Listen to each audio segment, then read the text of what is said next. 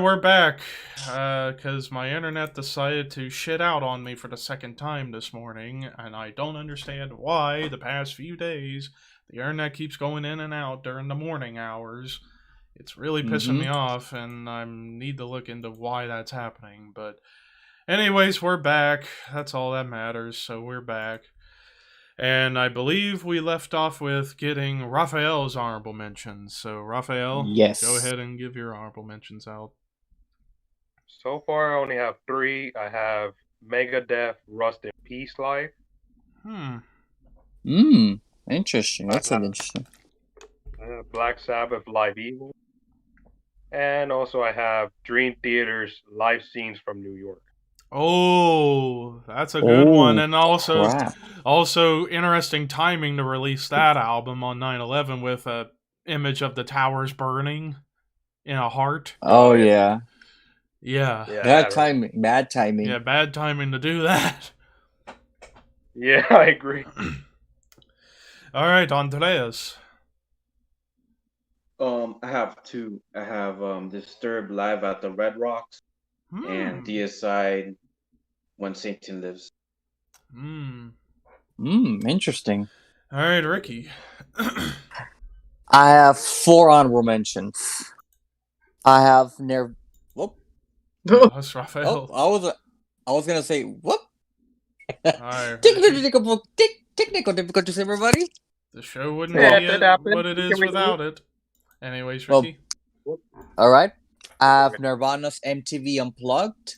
Now, this one is probably a lot of people say their favorite MTV Unplugged. I would say no. My personal favorite is probably the Alice in Chains Same MTV here. Unplugged. Same That was a here. bit better, but this one That's gets good. a lot. This one gets a lot of popularity because, of course, it's Kurt Cobain, and I believe Yeah. that the guitar he used was sold for almost Quite a lot of money. for a lot of money. Yeah. I think like last time I checked was sold for probably 1.2 million, maybe more. So it is a quite historical piece in terms of the Nirvana camp and MTV Unplugged, when MTV used to actually play music. Mm-hmm. Next up, Peter Frampton's Frampton Comes Alive. Ooh. Ooh, I do love in my classic rock there and there, and Peter Frampton live is probably one of those individuals that gets overlooked at times because he never got to the level of terms of a Journey or a Jay Gillen's band, but he could pull it off so much, and especially his guitar work live. Ooh, perfect. right in the money. Next up might be a shocker to the honorable mentions. Deep Purple's Made in Japan. Damn you, that's on my list. Now, like I said, this was kind of hard because I love my Deep Purple, especially, the great John Lord on keyboards live, just going everywhere a million times an hour. Just, oh man, so good. And last but not least, again, might be a shocker to the number mentions. Some of you might have it a bit up on the list. I doubt it, but Kiss Alive 1. The first Wait. one. Hey, that's on my list.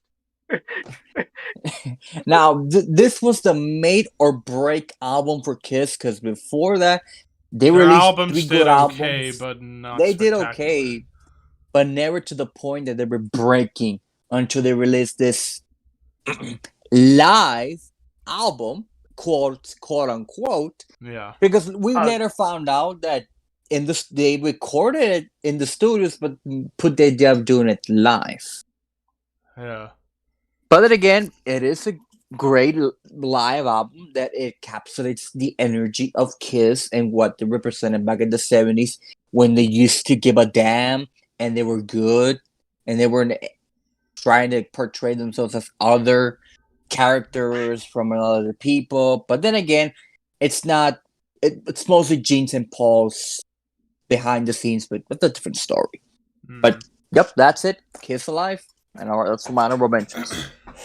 Alrighty, and now time for Let me get Archer's honorable Oh mentions. yeah, I forgot about Archer. So Archer's honorable mentions. Let me just pull up his list. He had Iron Maiden, Rock in Rio, SNM Metallica, which damn you, Archer. Number 3. Decades of Aggression by Slayer. Unleashed in the East by Priest. Hey, Damn that's you. on my list, Arthur. Live in Aspen's Ice Earth, which. What? Arthur, stop stealing my ideas. And If You Want Blood, You Got It by AC/DC. Hey, that's my number 1. Wow. Hey. Just wow.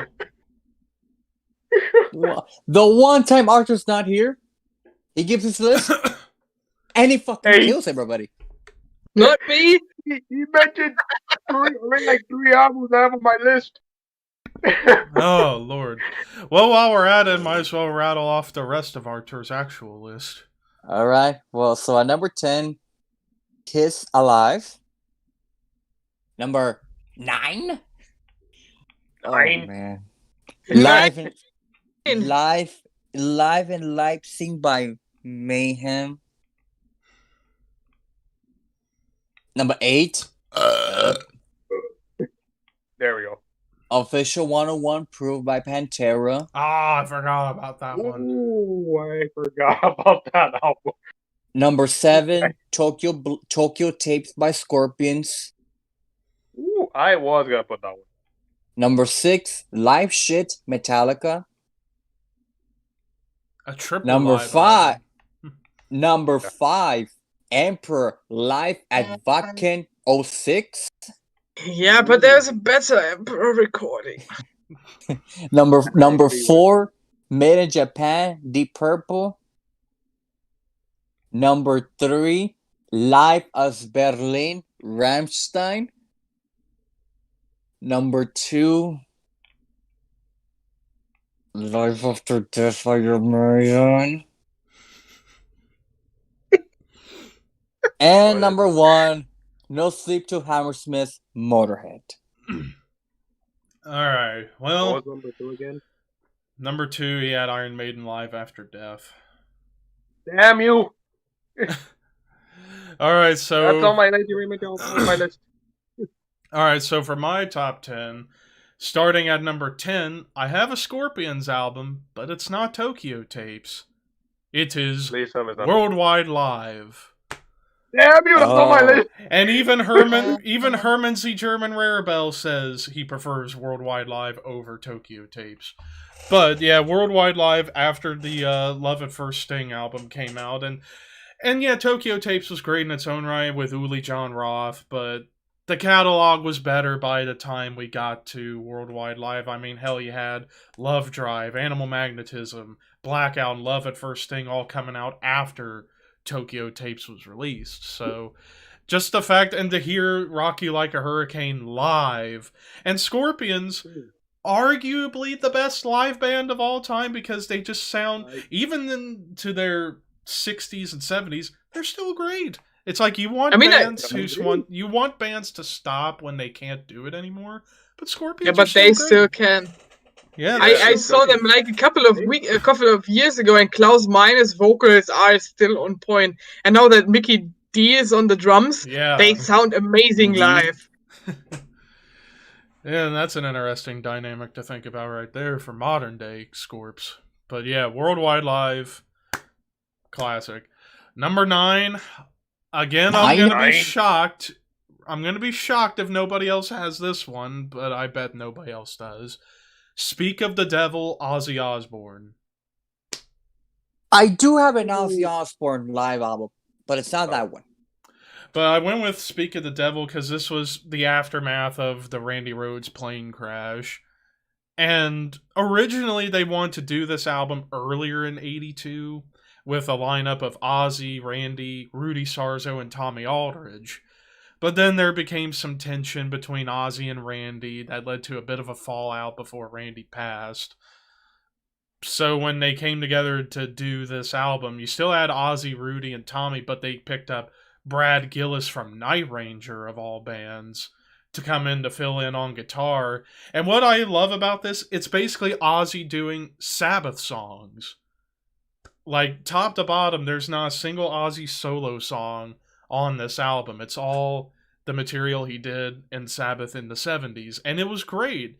Great to hear a different take on the Sabbath material from Ozzy's solo band. And it was cool to hear. And plus, it was recorded at one of the classic cult venues in America, the Ritz in New York. Which, that's badass in its own right, because the Ritz has had so many classic shows. Excuse me. But anyways, number 8. That was weak, but whatever. I have If You Want Blood, You Got It, AC/DC. The only live album with Bon Scott, and it's just legendary. You know, especially the album cover of Angus being stabbed with his guitar and blood coming out of his mouth. Well, if you want to count the Live in Paris, but it's mostly the DVD, but in terms of like CD, yeah, it's the only one. Yeah, 1978 Powerage Tour, which Powerage is one of my personal favorite AC/DC albums. Probably second or third, if I had to go right into it. But yeah, to hear, especially the version of the Jack. Like, I like Brian's version with the different lyrics, but I preferred the wittiness and cleverness that Bon had in the lyrics to the Jack on this. Number 7, No Sleep Till Hammersmith, Motorhead. I mean, this was the album that basically broke Motorhead out into the mainstream. Like, you would think, wasn't AC/DC, or not Ace, I cannot speak. Ace of Spades. I cannot fucking speak today. Ace of Spades. You would have thought that was the album that broke them out. Didn't really hear in the States until No Sleep Till Hammersmith came out. And then it just put Motorhead on the top of the world in the mid-'80s. And it was just... and also the version of Bomber on this album is fantastic in its own right. Number 6... Live in Leipzig, Mayhem. I mean, a lot of people would argue this is the best overall Mayhem album. I would disagree on that. But again, this is one of the only things you hear Dead do with Mayhem on a recording level, even though it's a live recording. But yeah, to hear Dead do that classic, when it's cold and when it's dark, the freezing moon can obsess you. Live, that is so cool. And especially the version of Pure Fucking Armageddon they do on this album. It's amazing. And it makes you wish that Dead lived longer to do more with Mayhem. But it is what it is. Anyways, number 5... Kiss Alive. I mean, when you do live albums, you can't not include Alive, because it was arguably the album that kickstarted the whole live album phenomenon, because, yeah, like Ricky said, and like I brought up a bit, prior to this album being made, their first few albums they did, Kiss, Hotter Than Hell, and Dress to Kill, did okay, but didn't put them over the top yet. It wasn't until they went and did Alive, and like Ricky said, this was make or break for Kiss. If this album didn't do well, Kiss would have been done, because they really had no other choice but to do a live album, quote unquote. And especially the version of Rock and Roll All Night on here, way better than the studio version, and it kicks ass. And it was such a great live album, they did a sequel, Alive 2, which you could put on here as well, but you gotta go with Alive 1 because it started the phenomenon, and it's remained to this day their longest charting album at like over a year, which is incredible to think. Despite what we may say about Gene Simmons, and we all have, and even Paul Stanley too, but Ace Frehley and Peter Criss are the true saviors of Kiss, the real good musicians in the band. So there you go. Number 4... You gotta go Live After Death, Iron Maiden. I mean, 85 World Slavery Tour, supporting Power Slave. And it's interesting to think when they did this tour, they had 2 different opening bands at different points. Twisted Sister and Accept, depending on where you were in the world. Like Chris Jericho saw this tour with Twisted Sister opening in Canada. But yeah, I mean, especially the version of Hallowed Be Thy Name and Aces High. Mwah. Number 3, the first live album I grew up on, S&M Metallica. To hear in 1999 Metallica do a symphonic orchestra-based live album was interesting, to say the very least. Interesting to hear, and it was pulled off perfectly well. It fit the music, especially the version of Devil's Dance I prefer on here over the version on Reload. Not that the version on Reload's bad, but to hear that like Western inspired string section in that song really made it feel like you were in the Old West at the OK Corral. And then, of course, 2 original songs that they never did in the studio, Minus Human and No Leaf Clover. And honestly, I'm okay with them not getting studio versions, because especially No Leaf Clover, because I don't think they could have matched the magic the song had on this album in the studio, personally. And of course, hearing the version of Call of Cthulhu in the beginning. Oh, yeah. Like, wow, what a way to kick things off. Yeah, you start off with the Ecstasy of Gold, and then you get right into Call of Cthulhu, and then into Master of Puppets. And it just keeps going and going and going, and you end off with a great version of Battery. And it was a good mix of the classic era and the modern era materials, so there you have it with that. Number 2, a surprise one. And I have to thank Eddie Trunk for this, because I actually am going to agree with him. Number 2, UFO Strangers in the Night. Ooh, I was thinking of putting that one. I mean, that's a good one. The last release with Michael Schenker, and it was magic. Like, I managed to get through a good chunk of this album, and wow. Eddie Trunk's right when it comes to like best live albums. This is definitely up there for me, because, and it truly is live for real. Like, it's actually live, which is great. And just to hear songs like Mother Mary and Rock Bottom, Lights Out, and this album's actually won me to get UFO albums, particularly the Schenker era in the 70s. The early stuff. Yeah, the classic stuff. And then number 1, I can't believe Arthur had this in honorable mentions. I thought he would have had it in the top 10. Unleashed in the East, Judas Priest. Oh, I mean, like, people argue British Steel is what broke them out. Honestly, I would argue this album is what broke Judas Priest out into the mainstream. It was in that transition. It was 79. It was after the release of Killing Machine / Hellbent for Leather and before British Steel. And they play their classic 70s material, and some of the versions on here are better than the studio versions. Mm-hmm. Like, the version of like Diamonds and Rust on here is better. Hellbent for Leather. Yes, even though the studio version's great too. Same with Victim of Changes as well. But yeah, to hear Halford do that high note at the end of Victim of Changes, just beautiful metal bliss is all I can describe Unleashed in the East. So there's my top 10. Hannah. Yeah, well, I have a few ties here and there, but that shouldn't be a surprise. Let's start with the ties, but something different.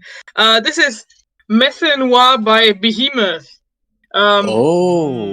This live album basically starts off with a recording of the entirety of The Satanist, which in itself is amazing. I mean, to put this awesome album in a live setting and record it in its entirety. I mean, it sounds awesome. It's done right, and it just feels so energetic and fresh. And then you get some of their classic songs, like Conquer All, Pure Evil and Hate, The Left Hand of God, Slaves Shall Serve, and it finishes with Chant for Eschaton 2000s. It's just a lovely live recording of one of their best material. And I mean, to see Nergal thrive in a live setting after all his leukemia diagnosis and so on, it's just it's just a lovely album to listen to. It was released by Behemoth's own label. The production is fantastic. The quality of the recording is amazing, and the physical copy in itself is just superior in its quality. And another album that shares its place with this Live Migration by Panopticon, the first live recording they ever released. And I mean, Panopticon is an awesome studio band, and I was quite surprised about their live performances because they're quite awesome. And I never would have thought that it actually works in a live setting. They have some amazing guest vocal appearances on here on Superior Element, and a lot of the best songs are on here, like To Make an Idol of Our Fear, Watching You, Sheep in Wolf's Clothing, Snowburned Branches. I mean, everything you want to hear from Panopticon is on here, and it's one of the certainly better black metal live albums. Then on number 9, I also have a tie.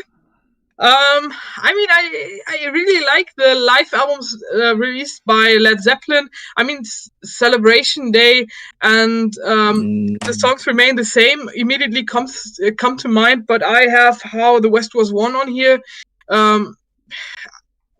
recorded during the earlier days, and I mean, the way it starts off with Immigrant Song and so on, it feels awesome. It feels like you experience a decade or a time long gone, and I really like it. The vocals of Robert Plant are just on point, and everything else, Jimmy Page's guitar playing, and I just love this record. And it shares again. There's another album on number 9, and that's an album by Judas Priest, but not Unleashed in the East. It's actually Priest Live, released in 1987. And the reason why I prefer this over Unleashed in the East is simply because I just love the song selection on here. I mean, it was recorded in Atlanta and Dallas, and you have stuff on here like Breaking the Law, The Sentinel, Electric Eye, and one of my personal favorites, Turbo Lover. So everything that I want to listen to out of Priest's discography is on here, except the newer stuff. But for me, it's just a perfect recording. Rob Halford's vocals are on point. I mean, I also like the video recording of Priest live in Judas Priest live in San Bernardino in 1983. That one is also an amazing live concert by Priest, although I think it was never physically released, except maybe VHS. I'm not sure, but anyway, on number 8, and I'm really surprised that this album doesn't appear on Archer's list, is Candlemas with Live. The thing about this album is just it contains all of the classic songs out of their first 4 albums: Epicus, Dumicus, Metallicus, Nightfall, Ancient Dreams, and Tales of Creation. It has Messiah Marcolin on vocals, and all the classic songs are on here. The quality of the recording is awesome. The way you hear the crowds, it's just energetic and elevates a lot of their songs to another level. I just love this album. And I mean, it's my go-to album when listening to Candlemas. I just really like this album. And then on number 7, I mean, I have, of course, S&M is a classic album when it comes to uniting elements on a stage that usually wouldn't work or go together, like the symphony orchestra and a metal band. I mean, it was quite revolutionary what Metallica did, but other bands have copied it, and this therefore my number 7 is reserved to 2 bands who did this kind of thing in their own kind of way. And the first one is Dimmu Borgir, Forces of the Northern Light. Their performance in Stockholm, in Oslo, in the Spectrum Theater, together with a whole symphony orchestra and a choir. And I mean, they suffered quite badly, in my opinion, after Isis Vortex left the band. But in this kind of live setting, they somehow managed to replace Isis Vortex, first of all, with a choir, and second of all, with some amazing guest vocal appearances by the singer of... Oh, fuck, I forgot her name. Annette something.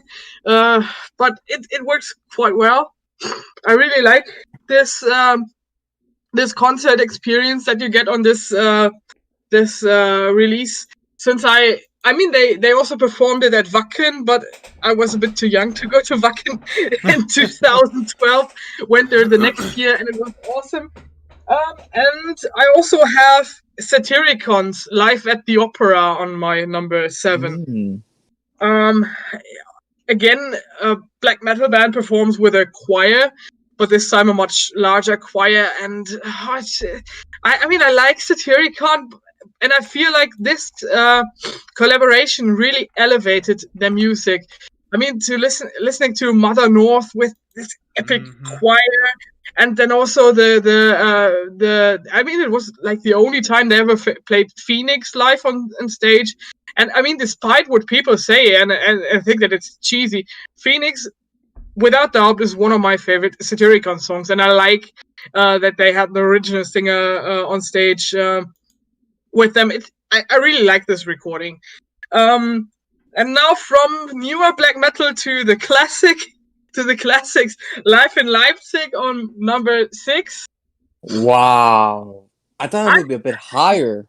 Yeah, but there are so many other awesome live albums. I mean, it was higher in the first draft of my list, but I mean, I like Mayhem. I love The Mysterious Satanas and Death Crush, and I certainly love this one as well. But there are a few live recordings I think that I prefer over this. I mean, it's obviously, in my opinion, the classic release of Mayhem with Dead on vocals, and all the classic songs are on here, and it's the best recording of Dead's vocals ever, and it's iconic as fuck and so on. I love it to death, but there are other albums that I also enjoy. I mean, I wish I would could have put it higher, but certainly that's not the case. And as well, on my number 7, the other recording by Emperor, Live Inferno. I mean, obviously there is the live recording at Wacken. They also did, but I simply prefer Live Inferno recorded, of course, at the Inferno Festival in Norway. I just like the production better on this one. I mean, the songs are basically the same. But you have all the classic songs on here. I mean, it starts with Infinity Burning and finishes with Opus a Satana and I Am the Black Wizard. It's just a classic recording, and certainly showcases that you can put the amazing and epic music of Emperor also in a live setting. And I mean, Ishan is one hell of a musician, and the entire band is awesome on here. Just a fantastic live recording.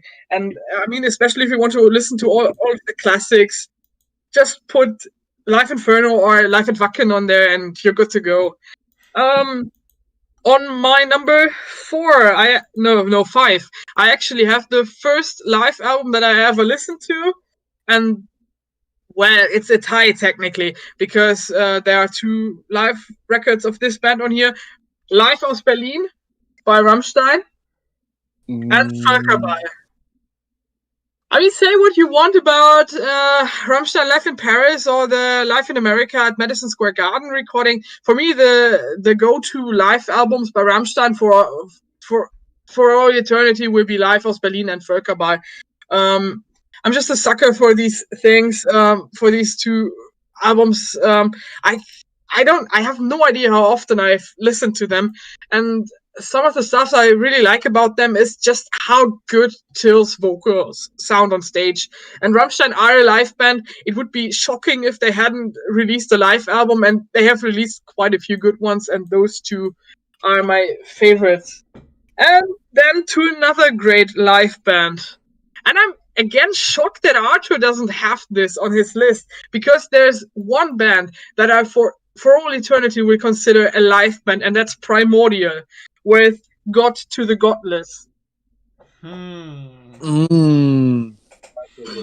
It's it's a fairly new live album, but what a good one. I mean, Alan Averett's voice is just insane. I mean, his studio recordings are awesome, but he's even better. I mean, 10 times better easily on stage. I mean, if you, no matter if you see him alive or listen to this one, his vocals on stage are awesome, and Primordial is just so energetic on stage. I mean, in most parts because of Alan, but I mean, the entire band, what they can pull off on stage is just awesome. And this one, I mean, it was recorded at the Bang Your Head Festival in Ballingen here in Germany in 2015, and everything is on here. I mean, the setlist is just incredible. Gods to the Godless, Babel's Tower, Where Greater Men Have Fallen, No Grave Deep Enough as Rome Burns, The Alchemist's Head, Bloodied Yet Unbowed, The Coffin Ships, an amazing live version of the Coffin Ships, if I may add. Heathen Tribes, one of their best live songs ever. Weird Lightning to Split the Sun, and finally Empire Falls. I mean, just the selection of songs is so awesome. And then Alan's vocals, I mean, I think I have this on CD too, and on vinyl. That's how much I love this thing. And I think I also have the DVD somewhere. And the set list? Yeah, but from their Cologne show. I mean, I love Primordial and I love them live. I mean, for me, they're one of the live bands besides Rammstein, Rotting Christ, and Ministry. I love them. And then on number 3, I have 2 classic bands. Sorry, Metallica, I couldn't put S&M on here because there's a live recording that I prefer over S&M, and that's their VHS release of their concert at the Seattle Coliseum in 1989, released on their Live Shit Binge and Purge release. Yeah. And from the 3 concerts on that release, the one in Mexico, the one in Seattle, and the one in, what was the other one? In San Diego. I think James Hetfield's vocals have never sounded better than on the Seattle show. And Lars' drumming too, like especially the version of Whiplash. The fastest they ever played that song was in Seattle '89. I mean, if you listen to all of the Metallica live recordings, I think their musicianship peaked on the Seattle recording. And I mean, everything that is on there, all the songs just sound so vibrant, so alive, so fresh, so raw, so aggressive. I mean, you could attach a lot of adjectives to how this recording actually sounds. For me, it's just perfection. They never released anything better. I like the Mexico and the San Diego concert as well, but for me, the Seattle one will always be my favorite. And then speaking of a band with a lot of awesome live recordings, Iron Maiden, Life After Death. For me, just the classic Iron Maiden live release, especially because of the version of Hallowed Be Thy Name, but also because of so many other awesome songs. And I just love Bruce's vocals on here. As always, Steve's bass playing live is on point. Just the force behind all of the music and so on. I just love it. I mean, obviously there is also the live at Donington and the Rock in Rio recording, but for me, Live After Death is just the best one out of the bunch. On to number 2, Deep Purple, Made in Japan. Obviously, Kiss was kind of the one who made live recordings big, but for me, the earliest and the best live recording simply is Made in Japan. I mean, Deep Purple, I love Deep Purple, love to spin them, and this is probably my favorite release of theirs. I mean, it's just the improvisation on some of the tracks and how long some of them are, and the Hammond organ by John Lord and so on, and I just think it's a lovely recording, and how live albums are supposed to be. Certainly awesome. There's no way around that. And on number 1, well, what could it be?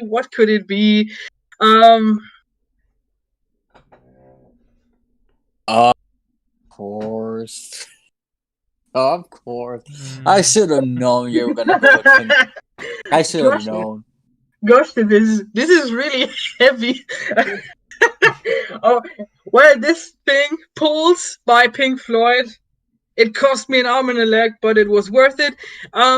It's probably the Pink Floyd record that I listen to the most frequently, and it's just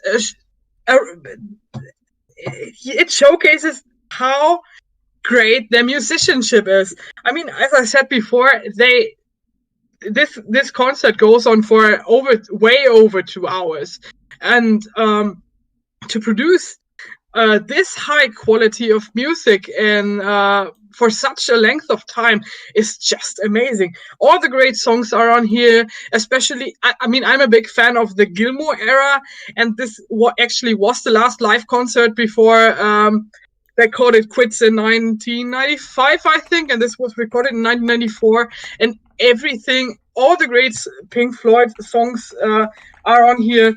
I mean, I could ramble on about this album for ages. Pink Floyd, certainly one of the great live bands, the visuals they put on stage, and just the sound quality you get from them. I mean, everything is awesome on this album, and it's my favorite Pink Floyd release ever because you got all the great things combined in one album. I could listen to this endlessly, and it wouldn't get boring because it's just amazing. Alrighty, Raphael.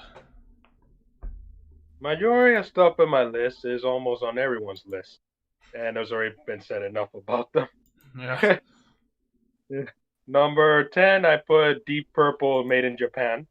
Mm-hmm. Number 9, Motorhead, No Sleep Till Hammersmith. Number 8, Judas Priest, Unleashing the East. Number 7, Live, Iron Maiden Live After Death. Number 6, Kiss Alive. Number 5, Scorpion Worldwide Live. Number 4, Ice Earth Live in Athens. Number 3, Rush Exit Stage Left. Ooh, you went the opposite route of mine. Yeah, I did. And number 2, Slayer's Decade of Aggression. And number 1, one of Ricky's favorite bands of all time, AC/DC's If You Want Blood, You Got It. Alright, Andreas. Okay. My number 1 is Cannibal Corpse Kill DVD, live DVD. Oh, my number- forgot that. Ooh. one. Oh, that's a good one right there. Number 2 is, well, not a lot of people are a fan of this band, but I like As of Late Dying, This Is Who We Are, live DVD. Oh, that's a good one. That's a good one. My number 3, Autopsy, Born Dead.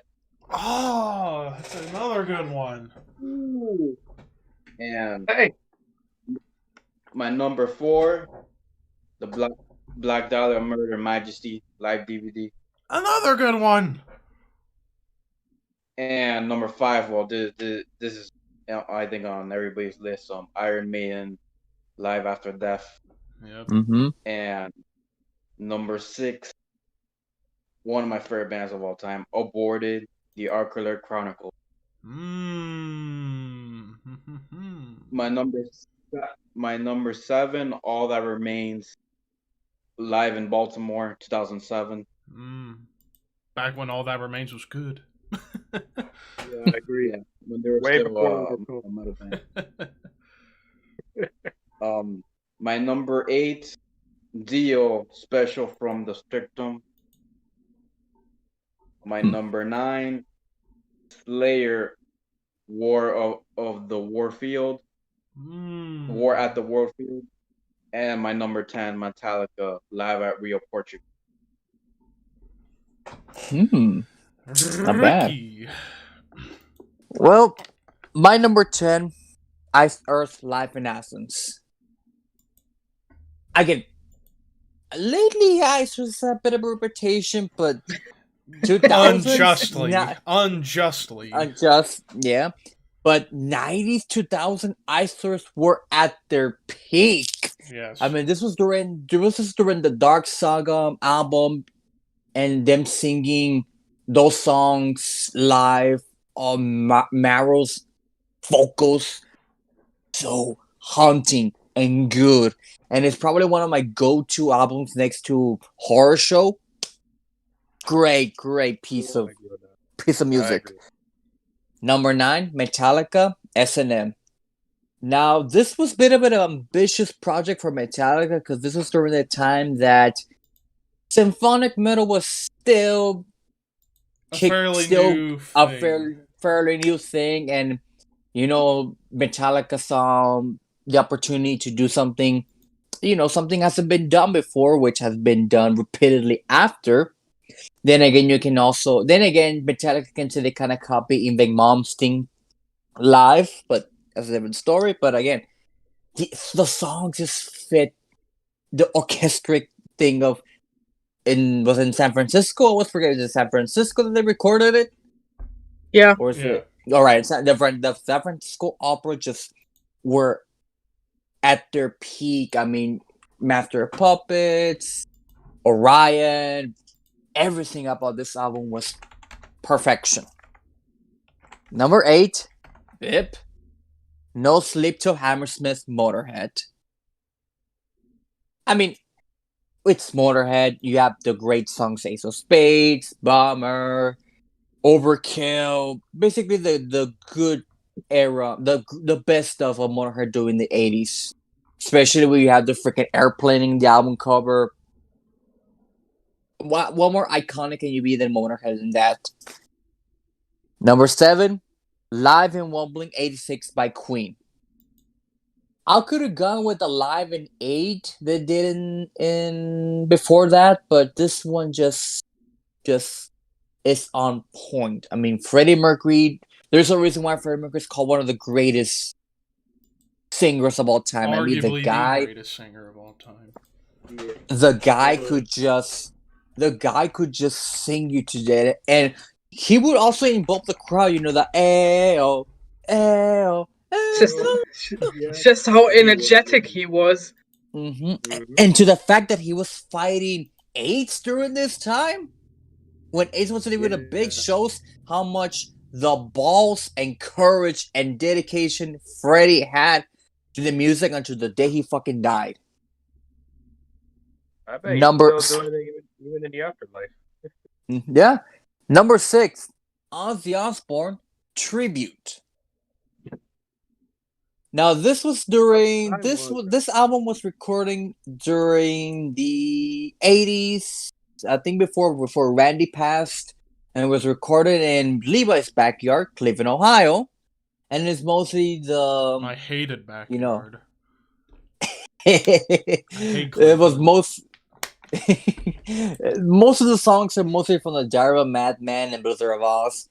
One of their songs from Black Sabbath, like Iron Man and Children of the Grave, but again, Randy Rhoads. There's a reason why Randy Rhoads is one of the greatest guitarists of all time, and Ozzy was on point at this time. Of course, he was before. I guess it was before he bit the bat off of the head, or this was during the time. I don't remember. But again, all hail Randy Rhoads, all hail Ozzy. Number 5, a bit of an odd one, and one of my guilty pleasure ones. At Folsom Prison, Johnny Cash. Mm-hmm. This was during the time that Johnny Cash went full on clean. He stopped doing drugs. He stopped doing pills. That was his thing. He used to do a lot of pills.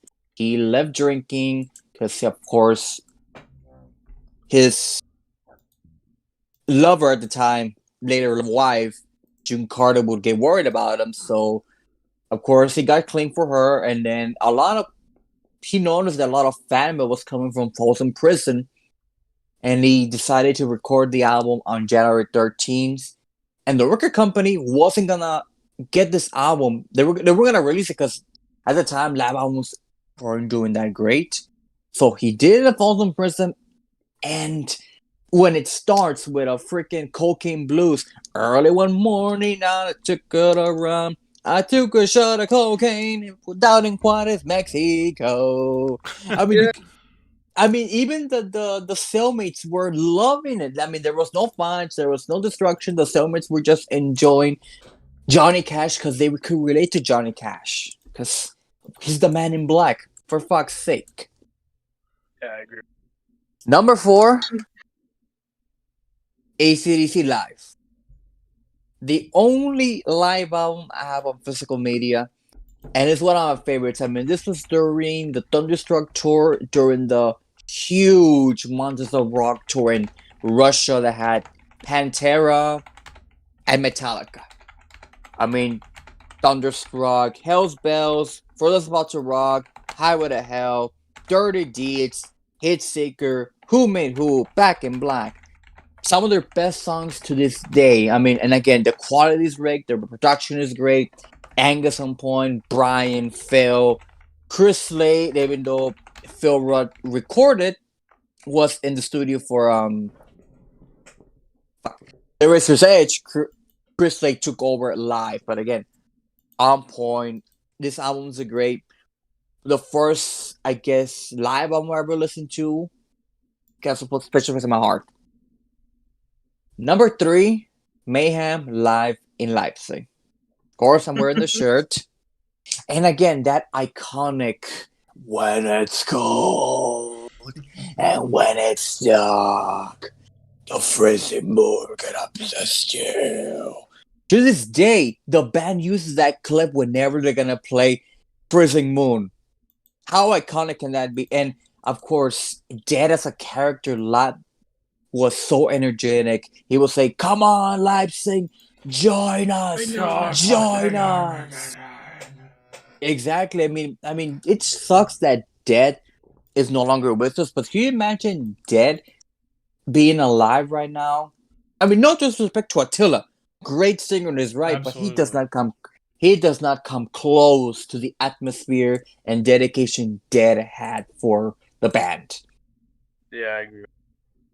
Number 2, Judas Priest, Unleashed in the East. One of the few albums at the time that were recorded, or quote-unquote recorded, in Japan. Because a lot of bands were huge in Japan for some weird reason, because Japan's culture and all that. This was before Loudest. This was before bands like X Japan. This was before bands like Sabbath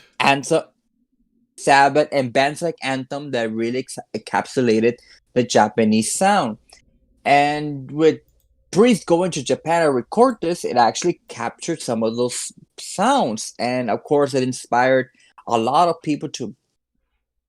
Japanese musicians to pick up a guitar, a drum set, and just create their own bands. And of course, Rob Halford, the metal god himself, right in the center with the motorcycle, Hellbent for Leather, Victim of Changes.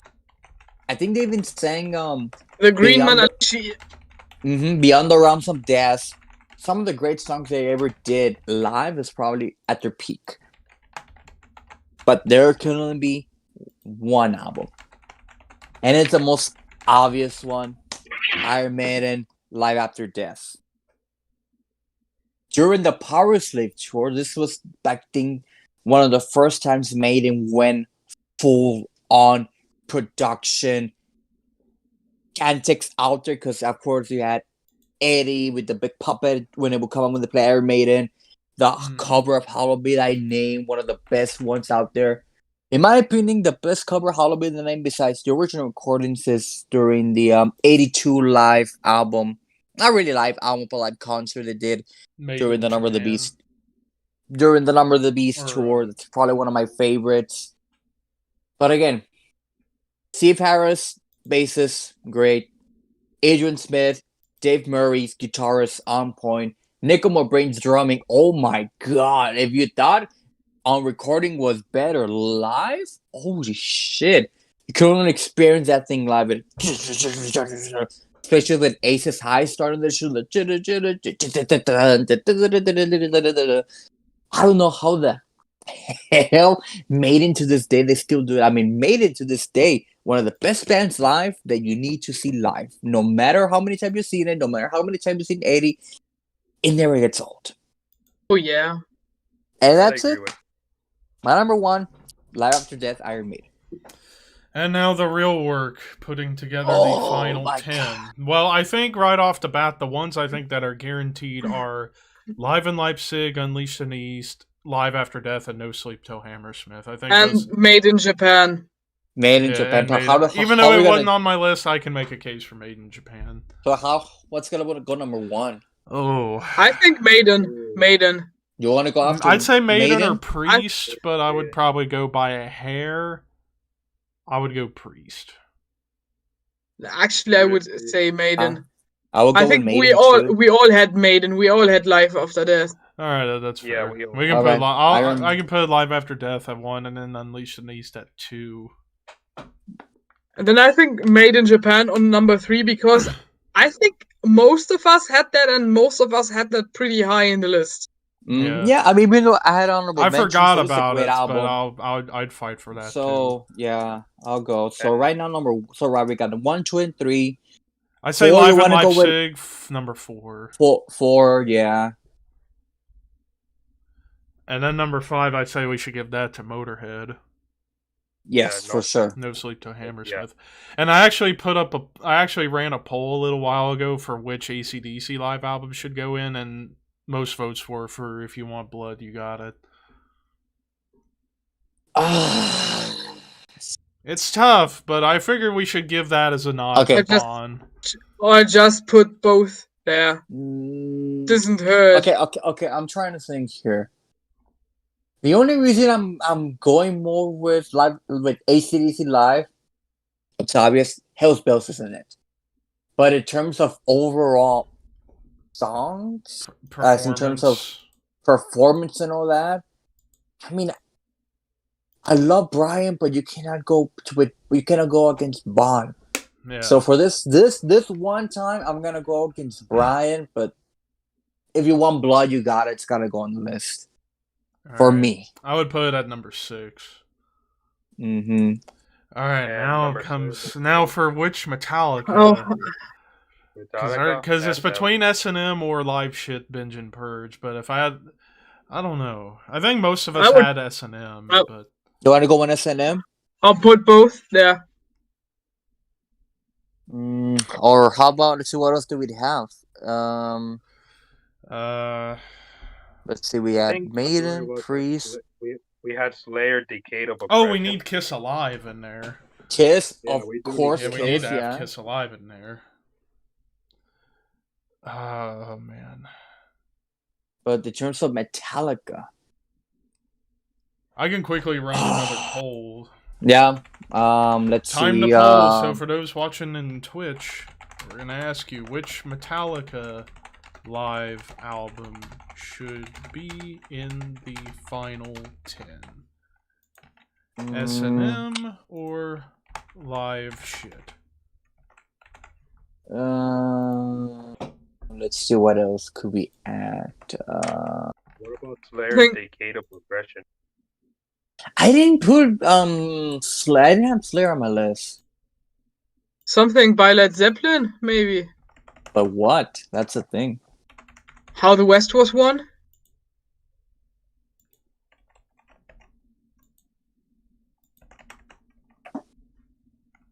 Oh, son of a bitch. Well, I think Archer and I both had Emperor, and we both had Rammstein. Oh man, I'm just trying to think how this will go, because we got, if Metallica for sure is gonna go in, that would leave 2 more spots left. I'm trying to see what else. I doubt Ice Earth will go in the list, which I would be fine if they don't go. I mean, just personal favorite, but trying to think of another album that I don't have on the list that was mentioned. Yeah, some of you guys mentioned. Dream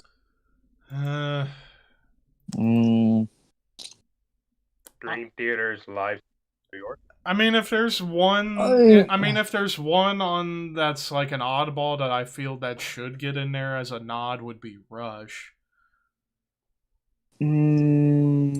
But it would be between either Exit Stage Left or All the Worlds of Stage. The reason why I say All the Worlds of Stage should be there is because there's actually an audience, whereas Exit Stage Left, they pull the audience back too much, and it doesn't feel live. Yeah, that's true. Even though the catalog by that point it was better, but in terms of performance and the actual ambience, it'd be All the Worlds of Stage. Yeah.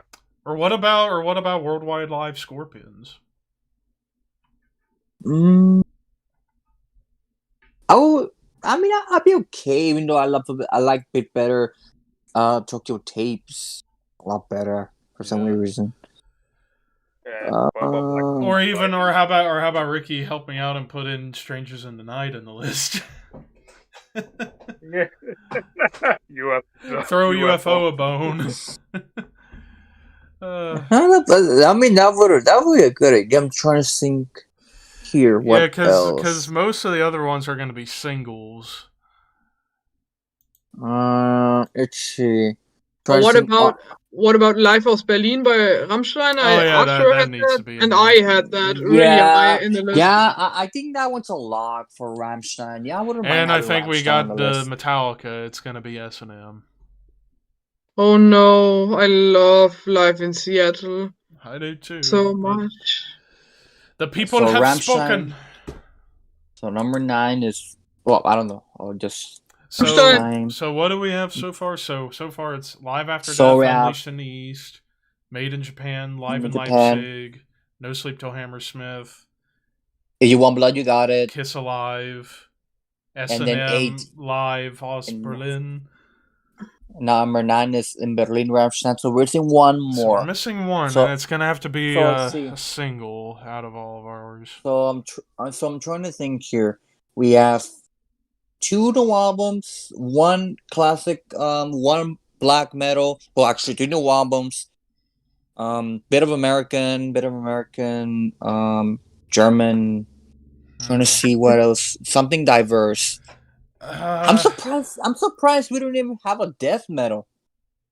Yeah, that's true. I guess death metal's not really, in a way, associated with live albums. Yeah, I mean there are a bunch, but not. There are maybe, but mostly genres. What about if we add Live at Wembley, Queen? Oh, that is a possibility. I mean, that's possible. I am trying to think of death metal live albums that would be fitting. The Arch Enemy one in Japan. I just remembered one that I completely forgot about. Live in Eindhoven by Death, 98. That was a good one. Eindhoven, Death 98 and the Sound of Perseverance tour. That's a classic show. Or Wacken Carnage, Bloodbath. Well, Wrath of the Norsemen by Amon Amarth.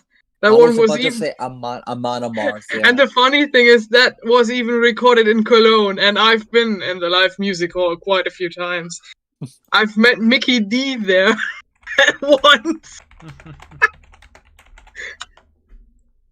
I am trying to look up some great death metal live albums. Or some prog metal? Prog, we could. Oh, speaking of prog metal, what about live at the Royal Albert Hall Opeth 2010? Where they played concert. Blackwater Park in its entirety, and then a song from each of the other albums. I'd say I second that. I would go That's with that, a possibility. honestly. I would honestly, and it's prog and death metal, so we get both in one pick. Yeah, and Michael Ackerfeld is. And awesome. I forgot about that album too until I just remembered it. So I'll be fine with it. A random choice, but it fits and it's great. And because how could I forget Opeth in this conversation? Live at the Royal Albert Hall, 2010. Yeah, they'll fit perfect. Number They'll 10, there you go. Yeah, number 10. So we got our final 10.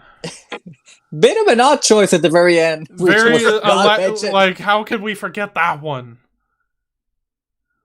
Like, jeez, that was a special time for them. And the cover is a tribute to Deep Purple at the Royal Albert Hall in like 68, 69. So yeah, there we go. So our final top 10 for top 10 live albums. In the end, at number 10, out of the blue pick at the last second, but we had to get it in there. Opeth live at the Royal Albert Hall. Number 9, Rammstein live aus Berlin. Number 8 is Metallica S&M. 7, Kiss Alive. 6, AC/DC If You Want Blood, You Got It. Number 5, Motorhead No Sleep Till Hammersmith. Number 4, Mayhem live in Leipzig. Number 3, Deep Purple Made in Japan. 2, Judas Priest Unleashed in the East. And number 1, Iron Maiden live After Death. Aaron, go with the list. Speak now, forever hold your peace. Going once. Going twice. Going twice. Sold. And you know what? I just realized another classic one. Live bootleg Aerosmith. But oh well. Oh, son of a bitch. But it's too late. I know it's already too late. Fucking hell, that was a good one too. Yeah, but hey, there we go, our final 10. Despite the internet interruptions, we managed to get almost a little over 90 minutes out of this, but how about we hang out for a little bit since I got plenty of more time before I do Shadow Call podcast. I don't start for another 2.5 hours. And then after that, another stream. I'm a busy bee today. Hey, it's WrestleMania weekend. What do you say? That's true. And you know what? I just thought of some ideas going forward for this show to help make it a little bit more interactive with the chats. What if at the end of every episode, and again, I might be copying that metal show, but I don't care. At the very end, we do a debate on a particular topic, like which of the two following and so on was better. So on and so forth. Oh fucking hell! We'll be there for hours. We would. That's what would make it great. It's like the first one, Priest versus Maiden. I wouldn't do that for the first one. We'll save that. We'll save that for next episode for a throwdown. I mean, I'll think of something. For terms of for episode ideas, I want us to eventually ideas, yeah. Overall ideas, I want us to do a lineup changes, top 10 lineup changes. I'm surprised we haven't done that one yet. Or top 10 replacement singers / musicians. Or black metal vocalists. Yeah, we haven't done black metal vocalists. We've done thrash, we've done death, not black metal. We haven't done. We have done black metal albums, but not. We have done death metal vocalists, but not black metal vocalists. Yeah. But right now, currently, for those watching, there is a poll on the community tab of the YouTube page of it's the second poll down for which topics would you like to see be on episode 54 or episode 53 and 54. Right now it's 19 votes, 32% are 180s albums for the next episode, then brutal metal songs, and then it's a tie for third between saddest metal songs and discussion about the Satanist. So for sure, the 80s albums is the next one. I say the next two are guaranteed: 80s albums and brutal metal songs. Oh, son of a bitch! The 80s is gonna break. And I'm gonna actually, maybe after this episode, I'm gonna try and find a way to contact Mr. Martin Popoff for that episode. But we do have a guaranteed guest for the brutal songs, and that's my pal Amy Lilith from Twitch, who's a damn good singer and a good friend, so she would be totally down. And our first British person on the show. Finally, we somebody from the great old country. Mm-hmm. From the land of the Union Jack. Yeah, from the land of the Sabbath. And it's funny, we're doing this on the Sabbath. I know, it's kind of ironic. Oh man! Oh, so and I just looked up, and I was looking at more live albums. What if we had, even though we're not changing the list, but there was another Queen album I'm shocked nobody else thought about, Live Killers. Queen Live Killers 79. Yeah, but Wembley is the more iconic one. That's true. Mm-hmm. Or Live Aid. I mean, Live Aid is short and very on point, and Wembley is just like extravaganza pure. Mm-hmm.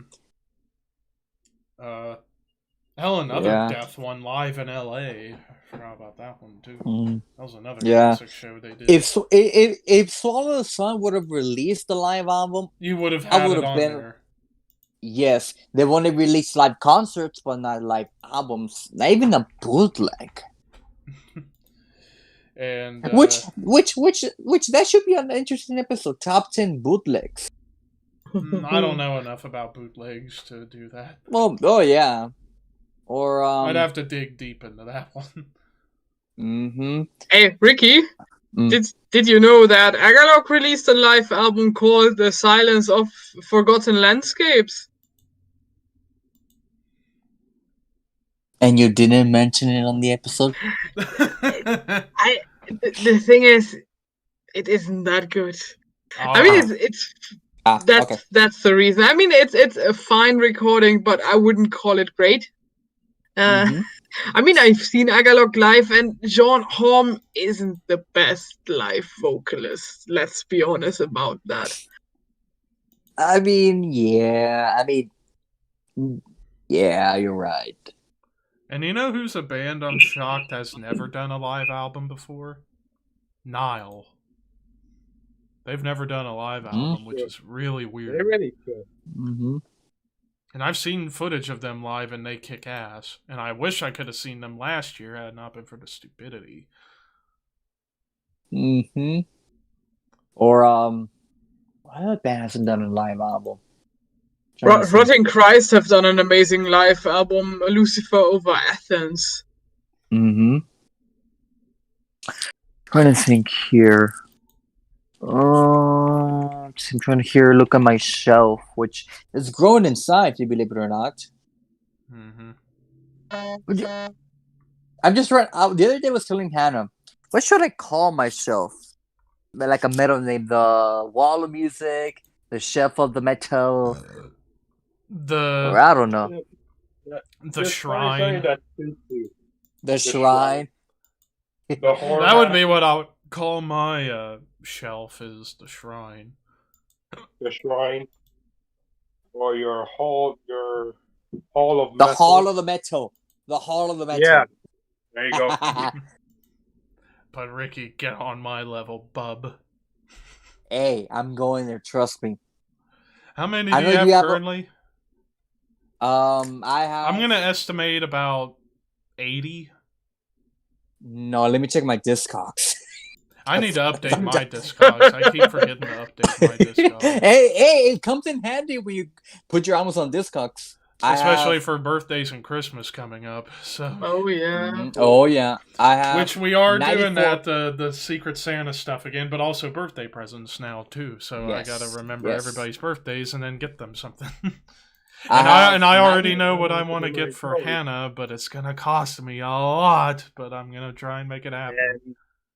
But if I do the Secret Santa, I'm gonna have to buy the things early, so it can come on time. Yeah. Yes. Well, yeah, I don't think it's gonna be. I don't by that point. I think the mail system will be a lot better. And the thing is, let's remember for our American friends to buy in America, and for our European friends to order stuff in Europe. That way, shipping will be a lot cheaper. I was gonna say for us in America. For you and Arthur.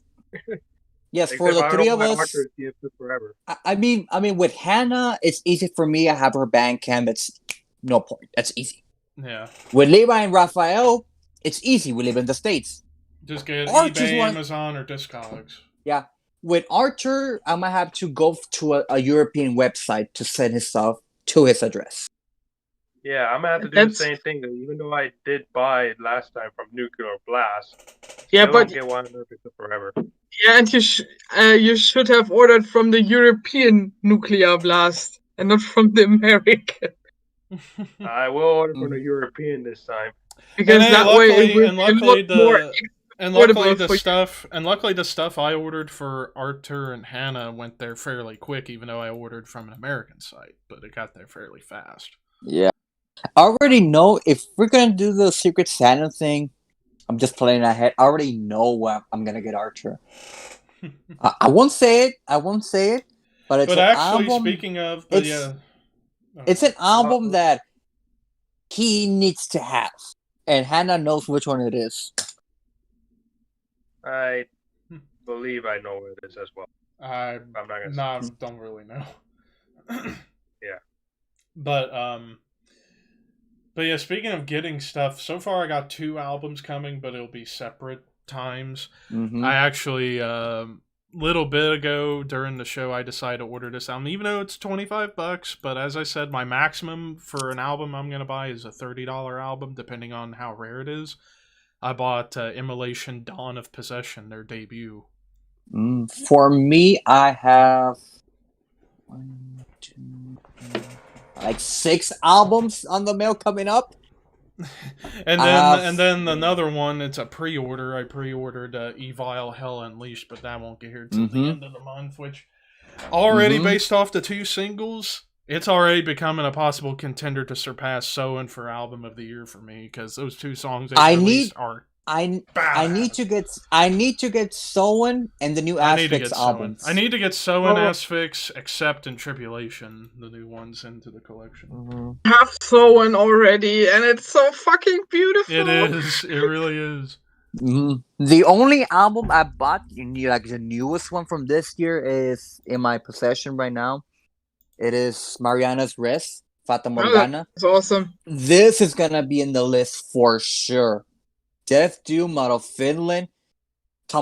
This is if Swallow Sun and Insomnium would create a beautiful child.